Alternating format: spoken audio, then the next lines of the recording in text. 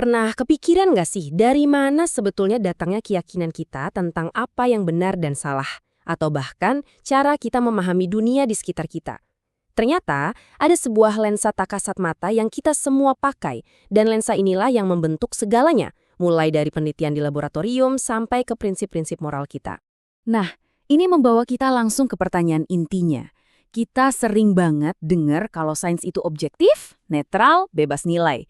Tapi, apa benar begitu? Atau jangan-jangan tanpa kita sadari, ada sesuatu yang lebih dalam yang diam-diam mengarahkan jalannya? Oke, kita akan bedah topik ini dalam 5 langkah. Pertama-tama, kita cari tahu dulu apa sih lensa tak kasat mata ini. Lalu kita bandingkan 3 lensa utama yang ada di dunia. Ketiga, kita sambungkan langsung konsep lensa ini ke dunia sains. Keempat, kita lihat studi kasusnya sebuah cetak biru etika dari pandangan Islam. Dan terakhir, kita jawab, kenapa sih semua ini penting buat kita sekarang? Yuk kita mulai. Oke, bagian pertama. Kita kenalan dulu sama si lensa tak kasat mata ini, atau yang biasa kita sebut world view, yang tanpa sadar ternyata ngebentuk cara kita melihat segalanya.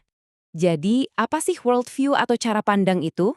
Gampangnya gini deh, bayangin aja ini kayak sistem operasi buat otak kita. Dia jalan terus di latar belakang, memproses semua informasi yang masuk, dan akhirnya nentuin gimana kita memaknai hidup. Dan yang paling unik, seringkali kita nggak sadar kalau kita punya OS ini. Nah, setelah kita paham konsepnya, yuk kita lihat 3 versi sistem operasi yang paling dominan di dunia. Ini bakal nunjukin gimana beda lensa bisa menghasilkan realitas yang beda banget. Jadi, ada 3 sistem operasi besar yang akan kita bandingkan, worldview sekuler, Kristen, dan Islam. Masing-masing ini punya jawaban yang beda-beda banget loh buat pertanyaan-pertanyaan paling fundamental soal hidup. Nah, di tabel ini kelihatan jelas banget bedanya. Coba deh kita fokus ke baris etika. Kalau di worldview sekuler, etika itu relatif, bisa berubah seiring waktu. Tapi buat worldview Kristen dan Islam, etika itu absolut, datangnya dari Tuhan. Ini aja udah beda banget. Contoh lain, lihat tujuan hidup. Dari yang tadinya fokus ke kebebasan pribadi, jadi punya tugas sebagai khalifah atau penjaga di bumi dalam Islam. Beda banget kan cara mandangnya? Oke, ini nih bagian yang seru banget. Gimana caranya ide-ide filosofis tadi bisa nyampe ke laboratorium dan mempengaruhi penelitian? Yuk kita bongkar koneksinya. Di sini perbedaannya kelihatan tajam banget. Pendekatan sains barat modern itu seringkali membangun semacam tembok pemisah antara fakta dan nilai. Jadi, sains itu urusan fakta yang objektif. Sementara etika, spiritualitas itu urusan lain yang subjektif. Nah, dalam worldview Islam, tembok ini justru diruntuhkan. Pengetahuan atau ilmu itu nggak bisa dan nggak boleh dipisahkan dari etika. Keduanya itu satu paket. Ada seorang filsuf sains, namanya Imre Lakatos, yang punya analogi keren banget. Bayangin program penelitian sains itu kayak bawang, punya lapisan-lapisan. Nah, di paling tengah, di intinya, ada yang namanya hardcore. Hardcore inilah world view-nya. Semua teori dan penelitian di lapisan luarnya, itu tugasnya cuma satu. Melindungi si inti ini biar nggak goyah. Jadi worldview itu bukan cuma hiasan, dia itu jantungnya sains. Oke, kalau gitu, kalau dalam pandangan Islam sains dan etika itu menyatu, terus gimana bentuk praktisnya? Nah, kita akan lihat sebuah cetak biru etika yang jadi panduannya. Namanya adalah Maqasid Asy-Syariah. Artinya kira-kira tujuan-tujuan luhur dari syariat. Anggap aja ini semacam kompas moral. Jadi sebelum ada inovasi sains atau teknologi, kompas ini dipakai dulu buat ngecek. Ini arahnya bener nggak ya? Bawa kebaikan buat manusia atau nggak? Dan kompas ini nunjuk kelima tujuan utama yang wajib dilindungi. Kelima hal itu adalah perlindungan terhadap agama, jiwa, akal, keturunan, dan harta.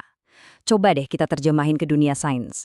Misalnya, melindungi akal, artinya teknologi yang kita buat jangan sampai bikin manusia jadi malas mikir.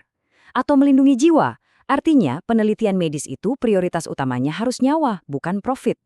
Jadi ini tuh semacam pagar etis yang jelas banget. Intinya, tujuannya bukan sekedar inovasi demi inovasi, bukan cuma keren-kerenan teknologi, tapi inovasi yang punya tujuan jelas, mengarahkan kemajuan sains buat kebaikan bersama. Oke, kita udah ngobrolin banyak konsep yang lumayan dalam ya, tapi mungkin ada yang nanya, so what?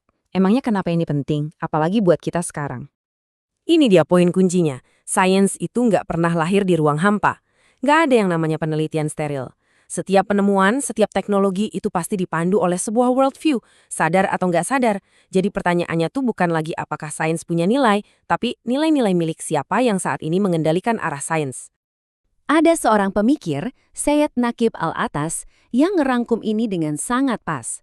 Menurut beliau, worldview Islam itu menuntut kita membawa dua hal ke dalam sains, hikmah atau kebijaksanaan, dan adab atau etika.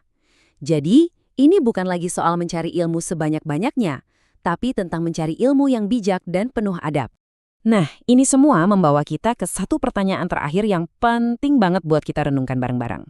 Dengan teknologi yang makin gila-gilaan, kayak AI, rekayasa genetika, dan lain-lain, sebenarnya lensa apa sih yang lagi kita pakai buat ngebentuk masa depan kita? Dan yang lebih penting lagi, yakin lensa itu udah yang paling tepat